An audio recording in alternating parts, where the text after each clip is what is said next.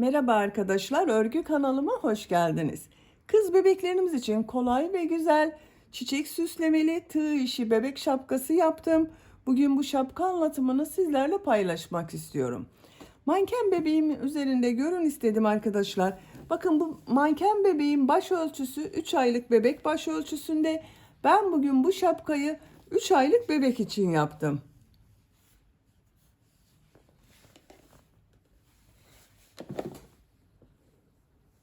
Bakın çok güzel duruyor. Buradan bağlamalı yaptım. Bakın bu şekilde. Kullanışlı bir bebek şapkası.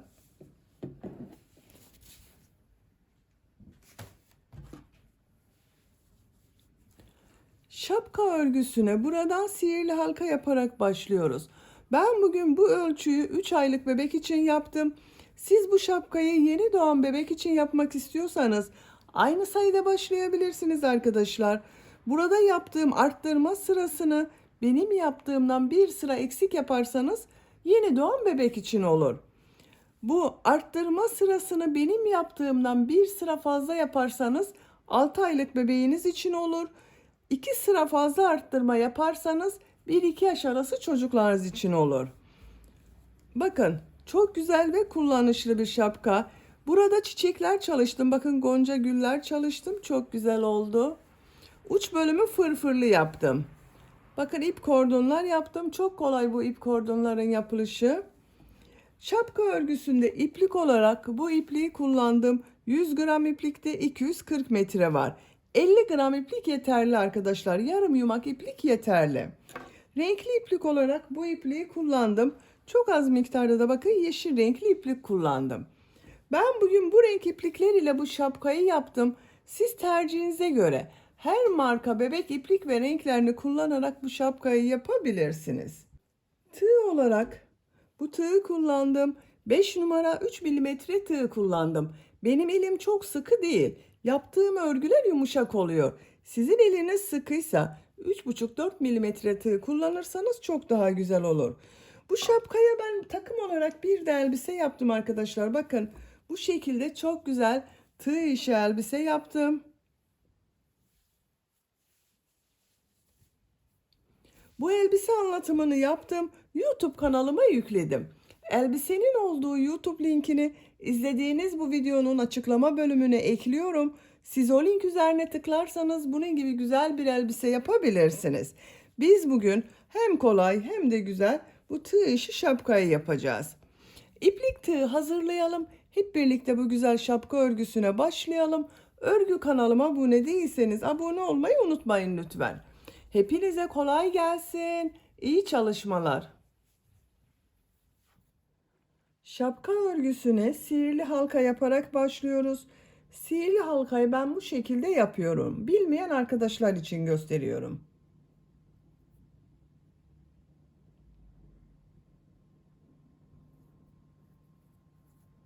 Zincir yaptım, sağlamlaştırdım.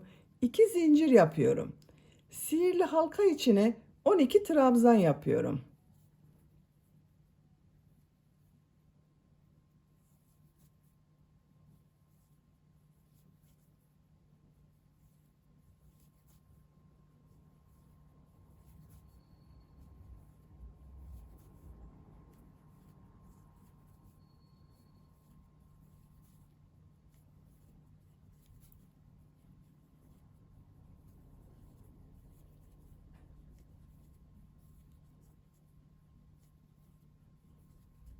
On iki trabzan yaptım.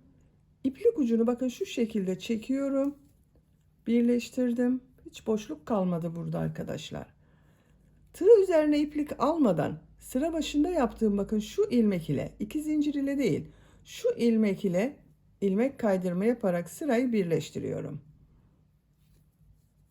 Yuvarlak yaptık bakın. İkinci sıradayım. Bu sırada 12 ilmek var. Her ilmek üzerine 2 trabzan yapıyorum. 2 zincir yapıyorum. Bu ilmeğe 2 trabzan yapıyorum.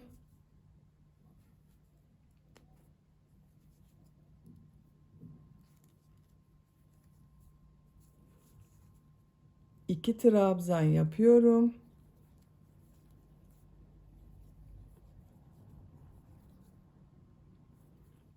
2 trabzan yapıyorum.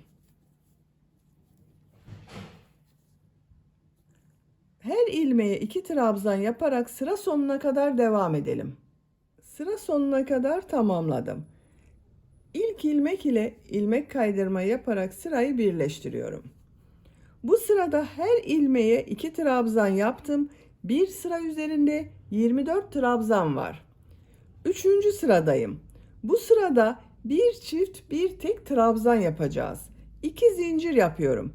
Bu 2 zinciri bir üst sıraya çıkmak için kullanıyorum arkadaşlar. Bakın bu ilk ilmeğe 2 trabzan yapıyorum. Bir trabzan yapıyorum. 2 trabzan yapıyorum.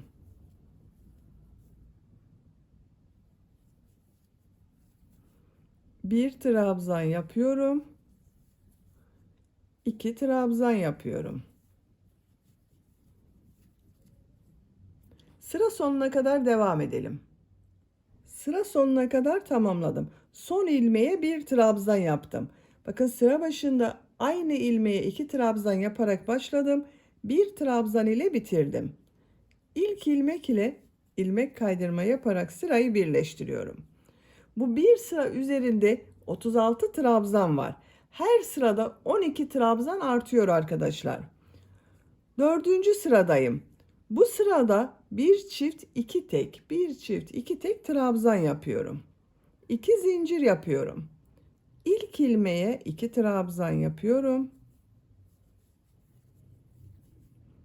2 ilmeğe bir trabzan yapıyorum.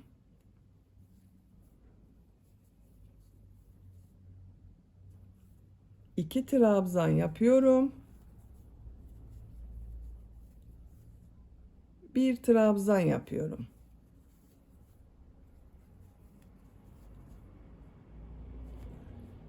Bakın bir ilmeğe 2 trabzan yaptım. 2 ilmeğe bir trabzan yaptım. Bu şekilde sıra sonuna kadar devam edelim. Sıra sonuna kadar tamamladım. İlk ilmek ile ilmek kaydırma yaparak sırayı birleştiriyorum. Bu bir sıra üzerinde 48 trabzan var. 5. sıradayım. 2 zincir yapıyorum. İlk ilmeğe 2 trabzan yapıyorum. Bu sırada bir çift 3 tek trabzan yapacağız. 3 ilmeğe bir trabzan yapıyorum.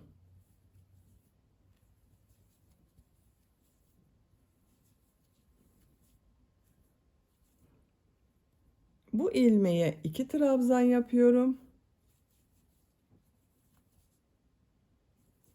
3 ilmeğe bir trabzan yapıyorum.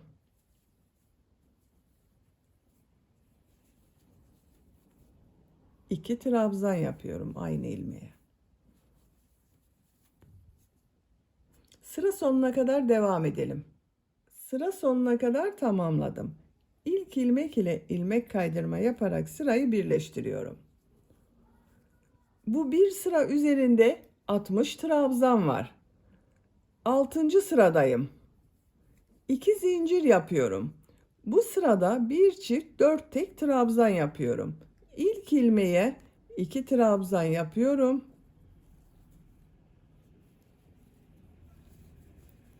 4 ilmeğe bir trabzan yapıyorum.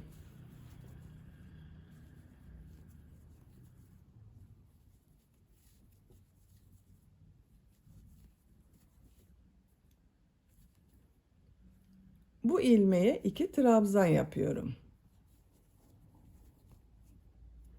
Bir çift 4 tek trabzan yaparak sıra sonuna kadar devam edelim. Sıra sonuna kadar tamamladım. İlk ilmek ile ilmek kaydırma yaparak birleştiriyorum. Bu bir sıra üzerinde 72 trabzan oldu arkadaşlar. Siz bu şapkayı yeni doğan bebek için yapıyorsanız arttırma sırasını burada bitirebilirsiniz. Ben bir sıra daha arttırma sırası yapıyorum. 2 zincir yapıyorum. 7. sıradayım. İlk ilmeğe 2 trabzan yapıyorum. Bu sırada bir çift 5 tek trabzan yapıyorum. 5 ilmeğe bir trabzan yapıyorum.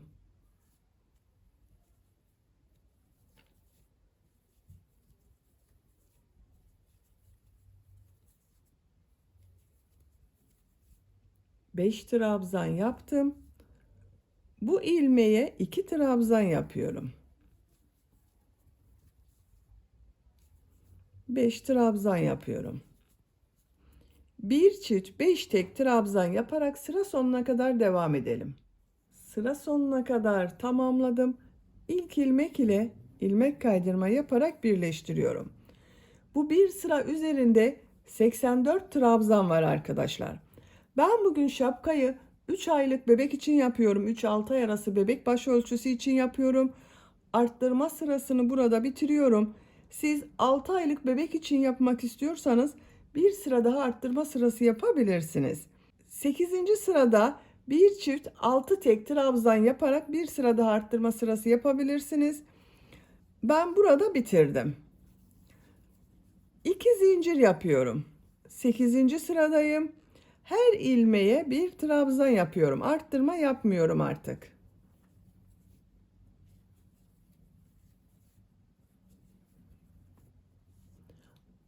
Trabzan sırası yaparak sıra sonuna kadar devam edelim. Sıra sonuna kadar tamamladım.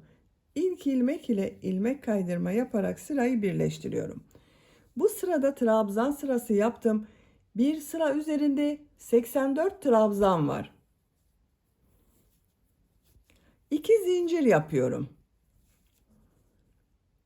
Her ilmeğe trabzan yapıyorum. Yine trabzan sırası yapıyoruz.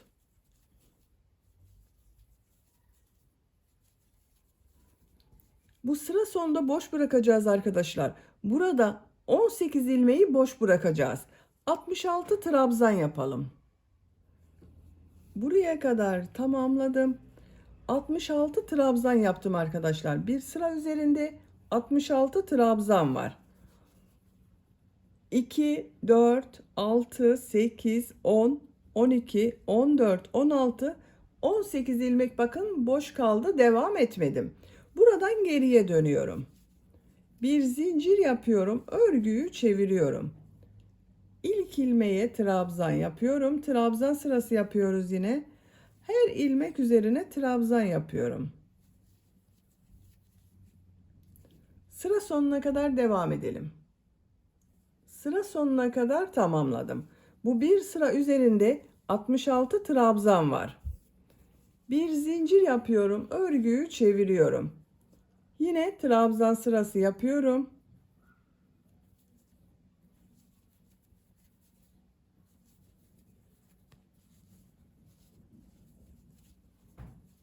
Bakın arkadaşlar şu şekilde olacak. Bu trabzan sırasını tekrarlayarak şapka örgüsüne devam edelim. Trabzan sırasını buradan itibaren 8 sıra yaptım. 1, 2, 3, 4, 5, 6, 7, 8. Siz yeni doğan bebek için yapıyorsanız 7 sıra yeterli olacaktır. 6 aylık bebek için yapıyorsanız bunu 9 sıra yapmanız iyi olacaktır arkadaşlar. Ben bugün 3 aylık bebek için yapıyorum. 8 sıra yaptım. Uç bölümde çiçekler yapacağız. İlk önce çiçeğin yaprak bölümünü yapıyorum. Bakın bu renk bir yeşil kullanıyorum. Siz istediğiniz renk tonlarında yeşil kullanabilirsiniz.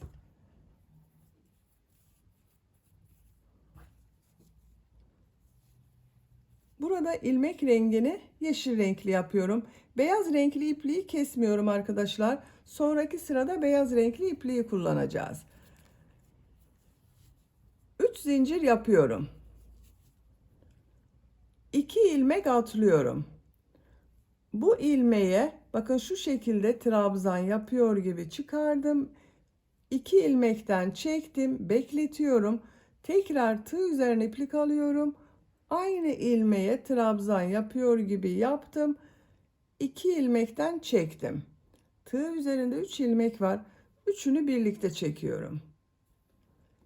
2 zincir yapıyorum. Aynı ilmeğe bu yapraktan bir tane daha yapıyoruz.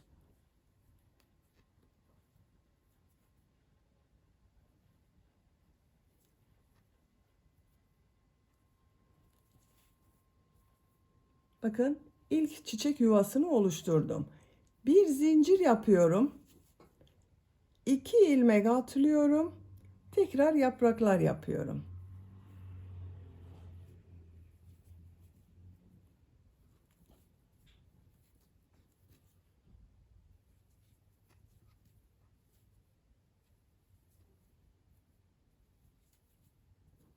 Bir zincir yapıyorum.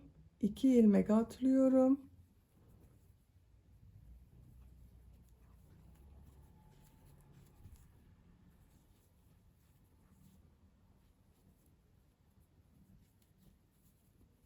Bakın bu şekilde çiçek yuvalarını oluşturuyoruz. Sıra sonuna kadar devam edelim. Sıra sonuna kadar tamamladım. Son yaprak bölümünü bakın buraya yaptım. Bir zincir yapıyorum. 2 ilmek atlıyorum. Bu son ilmek üzerine trabzan yapıyorum. İpliği kesiyorum. Bakın arkadaşlar, yaprak bölümünü tamamladım. Şimdi çiçeklerini yapacağız. Ben bu renk iplik kullanıyorum. Siz tercihinize göre her renk iplik ile yapabilirsiniz.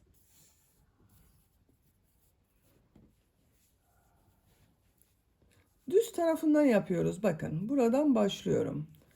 İpliği bağlıyorum. Buradan bir ilmek yapıyorum. 3 zincir yapıyorum. Tığ üzerine iplik alıyorum. Bu bakın 2 yaprak ortasında 2 zincir yaptım. Buraya 5 trabzan yapıyorum.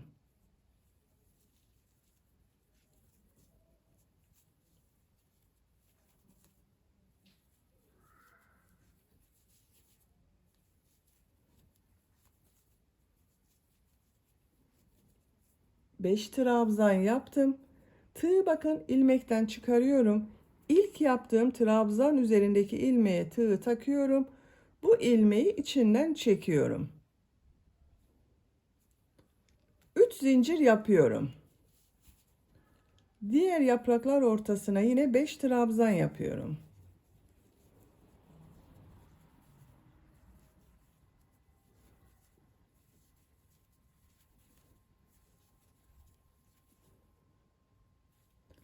Bakın tığı çıkardım. İlk ilmeğe tığı taktım. İlmeği içinden çekiyorum.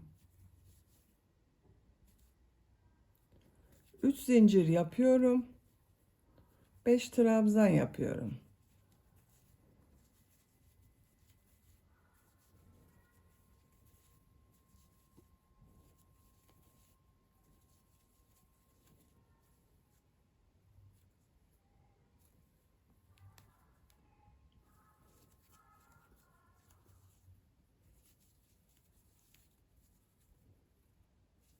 Sıra sonuna kadar devam edelim. Çiçekleri yaparak bakın sıra sonuna kadar tamamladım. En son çiçeği yaptım. Bir zincir yapıyorum. Burada yaptığım bakın trabzan üzerine 3 zincir yaparak trabzan yaptım. Bunun üzerine trabzan yapıyorum. İpliği kesiyorum.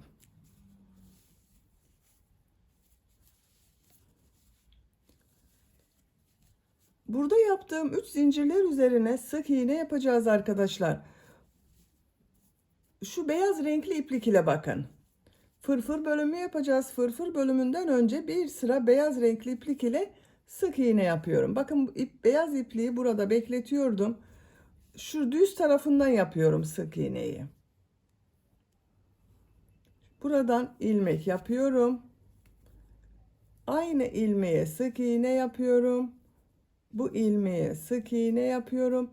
Burada yaptığım bakın 3 zincir üzerine 3 sık iğne yapıyorum. 3 zincir üzerine 3 sık iğne yapıyorum. Sıra sonuna kadar devam edelim. Sıra sonuna kadar sık iğne yaparak tamamladım. Boyun çevresinde sık iğne yaparak devam ediyorum. Bakın bu trabzan boşluğuna bir sık iğne yapıyorum. Buraya 2 sık iğne yapıyorum. Bir trabzan sırasına bir sık iğne, bakın şu şekilde. Diğer trabzan sırasına 2 sık iğne yapıyorum.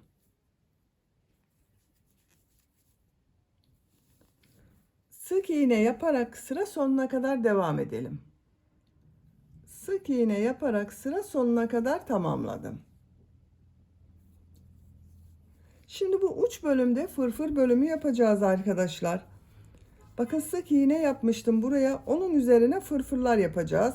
Üçlü trabzan şeklinde fırfır bölümü yapıyoruz. Bu ilk ilmeğe bir sık iğne yapıyorum. Tığ üzerine bakın bir defa iplik alıyorum. Bu ilmeğe bir trabzan yapıyorum. İkili trabzan yaptım, bakın 2 defa da çıkardım. Tığ üzerine 2 defa iplik doluyorum. Aynı ilmeğe üçlü trabzan yapıyorum. Bakın 3 defa da çıkarıyorum. Tığ üzerine 2 defa iplik doluyorum. Bu ilmeğe 3 üçlü trabzan yapıyorum. Bakın 1 2 3 defa da çıkarıyorum.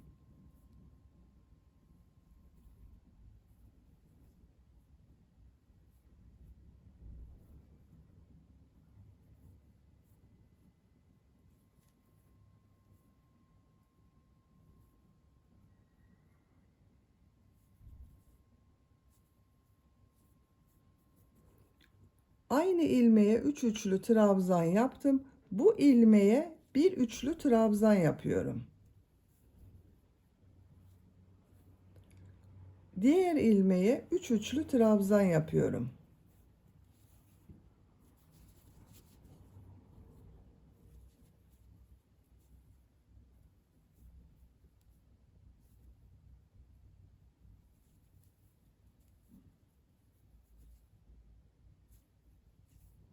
Bir üçlü trabzan yapıyorum. 3 üçlü trabzan yapıyorum.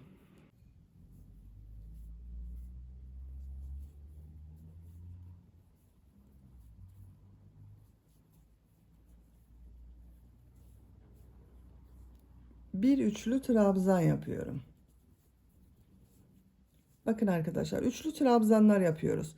Bir ilmeğe bir üçlü trabzan, diğer ilmeğe 3 üçlü trabzan yapıyoruz. Bu şekilde sıra sonuna kadar devam edelim. Sıra sonunda 2 ilmek boş kalacak arkadaşlar. Sıra sonunda 2 ilmek kalasıya kadar bakın üçlü trabzanlar yaptım. Fırfır bölümü bu şekilde oldu arkadaşlar, bakın. Çok güzel oldu. Bu ilmeğe bir üçlü trabzan yapıyorum. Aynı ilmeğe trabzan yapıyorum. Bakın ikili trabzan yapıyorum. 2 defa da çıkardım. Son ilmeğe sık iğne yapıyorum. Bakın burada yuvarlak bir görüntü elde ettik. Sıra başında da aynı yaptım arkadaşlar. Bakın bir sık iğne, bir trabzan, bir üçlü trabzan yaptım. Burada aynı oldu. Görüntü olarak aynı oldu. Bu boyun çevresinde sık iğne yaparak devam ediyorum.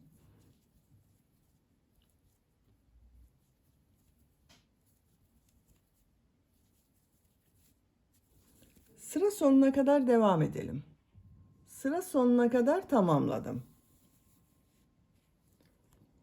Buradan bir sıra daha sık iğne yapacağız arkadaşlar. Bu sık iğneyi yapmadan önce buraya bir ip kordon yapıyorum.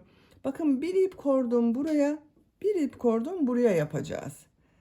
İp kordon yapmak için zincirler yapıyorum. 65 zincir yapalım. 65 zincir yaptım. Şimdi bu zincirler üzerine sık iğne yapacağız arkadaşlar. Bakın ip kordon bu kadar oldu. Siz tercihinize göre 70 zincir yapabilirsiniz, 60 zincir yapabilirsiniz. Bir ilmek atlıyorum. Bu ilmeğe sık iğne yapıyorum. Sık iğne sırası yapıyorum bakın. Her zincire bir sık iğne yapıyorum. Sıra sonuna kadar devam edelim. Zincirler üzerine sık iğne yaparak bakın tamamladım. İp kordon görüntüsü bu şekilde oldu. Bu boyun çevresinde de sık iğne yaparak devam ediyorum. Her ilmeğe sık iğne yapıyorum.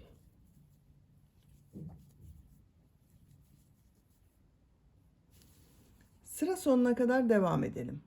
Sıra sonuna kadar tamamladım. Görüntüsü bu şekilde oldu. İp kordon yapmak için 65 zincir yapıyorum. Bakın ben bu ip kordona 65 zincir yaptım. Buraya da 65 zincir yapıyorum. Siz kaç zincir yaptıysanız o kadar zincir yapın arkadaşlar.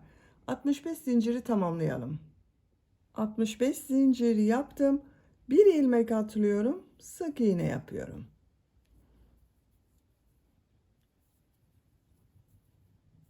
Sıra sonuna kadar devam edelim. Sıra sonuna kadar tamamladım. Bakın bu son ilmeği burada yaptığım sık iğne sırası var. İlmek kaydırma yaparak birleştiriyorum. Birleştirdiğim yerin görüntüsü bu şekilde oldu. İpliği kesiyorum.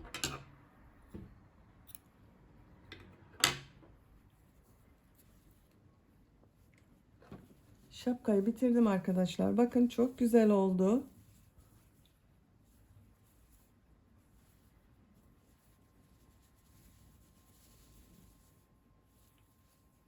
İp kordonlarımız da güzel oldu. Bitmiş olarak ölçülerini söylüyorum.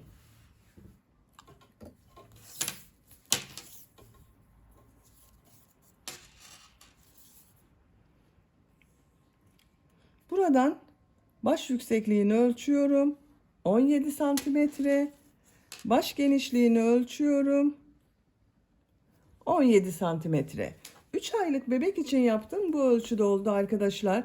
Beni dinlediğiniz ve izlediğiniz için hepinize çok teşekkür ederim. Örgü kanalıma abone değilseniz abone olmayı unutmayın lütfen. Sizlerle yeni örgülerde görüşmek dileğiyle. Hoşça kalın, sevgiyle kalın.